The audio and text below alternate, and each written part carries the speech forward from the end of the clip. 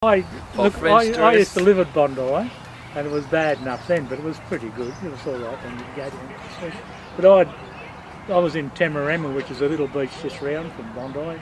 It had a lot better surf and was a good little beach and a nice club. So, you know, I prefer there or Bronte to Bondi.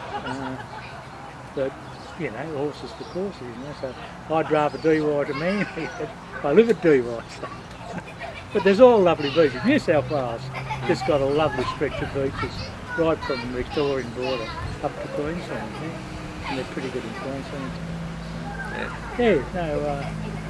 So I haven't seen all the beaches, but I've looked to seen a few before I go.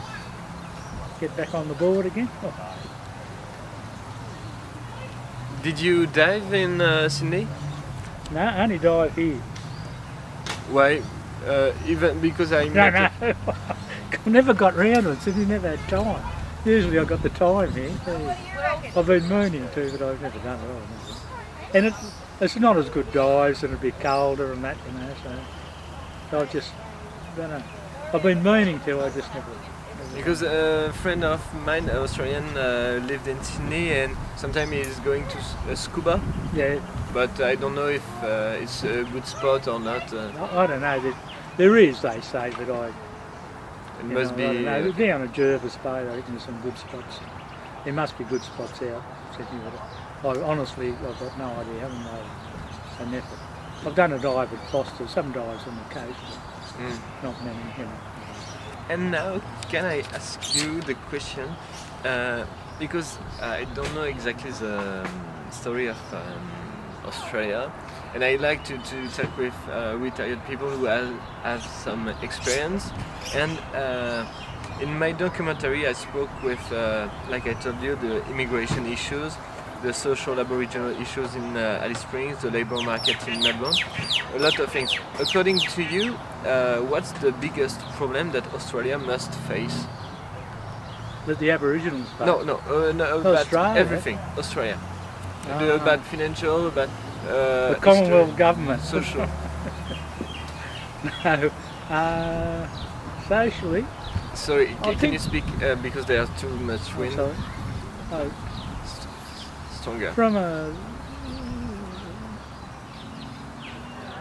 well,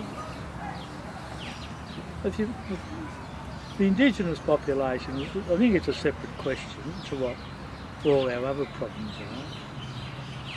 But there's an issue that will only be resolved with education and adequate jobs.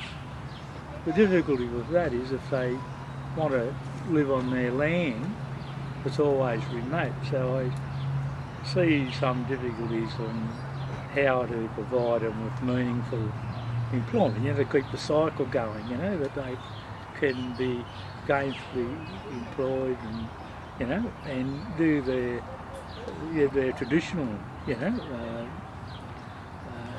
activities as well as be integrated into modern society. And in some places it's worked, but the more remote it is, the harder it seems to be for a lot of the world. But I don't know. In New South Wales, you know, they're more integrated, but when you go and see Alice Springs or some of these other remote places, you know, where they just have come into town and, you know, it's really, it's an eye-opener for a Sydney person. You don't see that sort of thing to that extent in Sydney with the indigenous population. I think, yes, we cannot compare the situation in New South Wales and in Alice Springs because Aboriginal have not the same way of life and the government of every state is different. Yeah, that certainly is. Yeah. But do you think that white fellas like care about the situation, or they are interested in the Aboriginal situation, or it's they don't mind about the situation? Probably, I work for, my boss was when I worked in Sydney, was the, you know, he was the Aboriginal, he was the native title coordinator for the state, so he was in charge of the native title claims for New South Wales. And so I got fairly well mixed up you know, the needs of the New South Wales Aboriginal and land rights and what the state was prepared to do, you know. And Bob had the principle that, you know, what are you guys worried about whether we give it to the Aboriginals or sell it to a developer? We don't get any return from the Lands Department. So, you know, he couldn't see any reason why we shouldn't proceed with, you know, giving the Aboriginal communities a good opportunity to make claims to the land, and the Lands Act's a direct. They're doing the same thing in the other states, and you know, you hear in the papers, you know, where they're getting larger and larger grants, you know, where they can call their own, so to speak, you know, so there is progress, but we go some way and then we put our head in the sand. I'm pretty sure of that. And, we don't seem to take the final step, or we don't have an answer that it is long term. We seem to have band-aids, and then 10 years later the communities still have the same whinges and the same problems.